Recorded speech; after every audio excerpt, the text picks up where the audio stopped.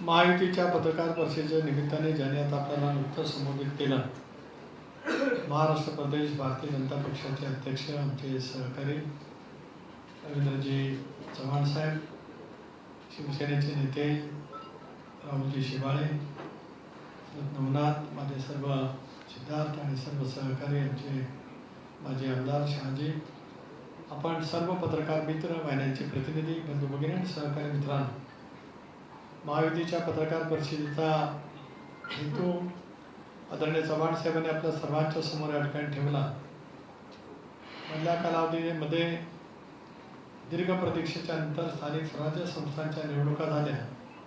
त्याच्यामुळे ह्या द्वैवार्षिक निवडणुका ज्या येतात त्या स्थानिक स्वराज्य संस्थांच्या मतदार त्या ठिकाणी नसल्यामुळे किंवा नगरसेवक, जिल्हा परिषद सदस्य, महानगरपालिकेचे नगरसेवक नसल्यामुळे त्या रखडलेल्या होत्या.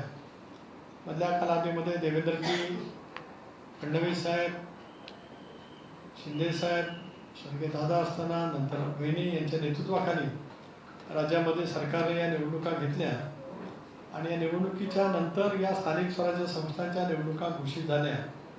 त्यावेळेला या तिन्ही नेत्यांनी, विशेष करून मुख्यमंत्री महोदयांनी त्याच्यामध्ये पुढाकारी घेतला. शिंदे साहेबही होते, बहिणी होत्या आणि ही निवडणूक महायुती म्हणून लढवायची असा निर्णय त्या ठिकाणी करण्यात आला. ठीक आहे, वेगवेगळ्या पद्धतीचं मतं आपापल्या पक्षाची त्या ठिकाणी मांडली जात असतात, परंतु ज्या पद्धतीने देशामध्ये देशाचे पंतप्रधान नरेंद्र मोदी साहेबांच्या नेतृत्वाखाली जगभरामध्ये भारताचं एक सामर्थ्य वाढतं आहे, विकसित राष्ट्र म्हणून आपण वेगाने प्रगती करतो आहोत. अशा वेळेला NDA देशातही मजबूत असली पाहिजे, राज्यातही असली पाहिजे. अमितभाईंचं या संबंध, महायुतीच्या संबंध वेगवेगळ्या घटक पक्षांकडे सुद्धा अतिशय योग्य पद्धतीने समन्वय लक्षही असतं. प्रत्येकाला त्या त्या पद्धतीने सामावून घेण्याची भूमिका भारतीय जनता पक्षाच्या शिस्तबद्ध नेतृत्वाने ही कायम त्या ठिकाणी निश्चितपणाने घेतलेली आहे. अशा या भूमिकेतूनच या 17 जागा, त्यातील एक जागा नागपूरची पोटनिवडणूक, जिथे महसूल मंत्री बावनकुळेजी हे विधानसभेवरती निर्वाचित झाले, ही त्या ठिकाणी होती.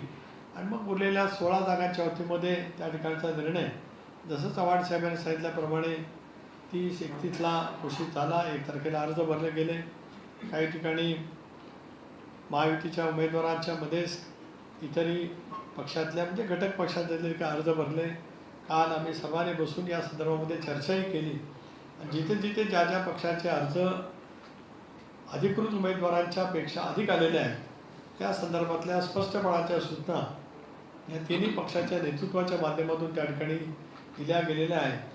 आणि भक्कमपणाने देवेंद्रजींनी सुद्धा विश्वास व्यक्त केला, शिंदेसाहेबांनी केला, वहिनींनी केला की 17च्या 17 जागांवरती महायुतीचे उमेदवार त्या ठिकाणी निर्वाचित होणार आहेत. आता चव्हाण साहेबांनी सांगितलं की प्रथम पसंतीचं मत द्या. इथे द्वितीय पसंती नाहीच आहे आणि द्वितीय पसंती देण्याइतपतचं संख्याबळच कोणाकडे नाही. त्याच्यामुळे एकाच पसंतीचं एक क्रमांकाचंच मत हे जवळपास अनेक या सगळ्या स्थानिक स्वराज्य संस्थांच्या निवडणुकीतलं आपण बलाबल पाहिलं 75-80% कडून 90%च्या आसपास त्या ठिकाणी आहे. आम्हाला विश्वास आहे किंवा या माध्यमातून तिन्ही पक्षाच्या वतीने पक्षादेश म्हणा किंवा पक्षाची विनंती म्हणा की महायुतीचे उमेदवार ज्या ज्या मतदारसंघातील आता चव्हाण साहेबांनी घोषित केले त्या त्या ठिकाणी पूर्णपणाचं मतदान त्या ठिकाणी व्हावं. अर्ज मागे घेण्याचा अखेरचा दिवस हा उद्या आहे, पण मागे घेण्याची प्रक्रिया ही सुरू झाली.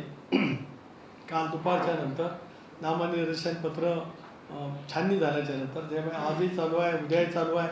त्यामुळे सगळीकडे सूचना त्या निश्चितपणाने गेलेल्या आहेत आणि आम्हाला विश्वास आहे की उद्या 4 तारखेला 3 वाजता ज्या वेळेला अर्ज मागे घेण्याचा मुदत संपेल त्यावेळेला थेटपणाने महायुतीचे अधिकृत उमेदवार आणि मग महाविकास आघाडी जिथे जिथे उमेदवार उभी करू शकले, अनेक ठिकाणी उमेदवारच मिळाले नाहीत, अनेक ठिकाणी शोधून उमेदवार केलेले आहेत. आम्हाला आनंद आहे, लोकशाहीमध्ये निवडणुकी झाली पाहिजे.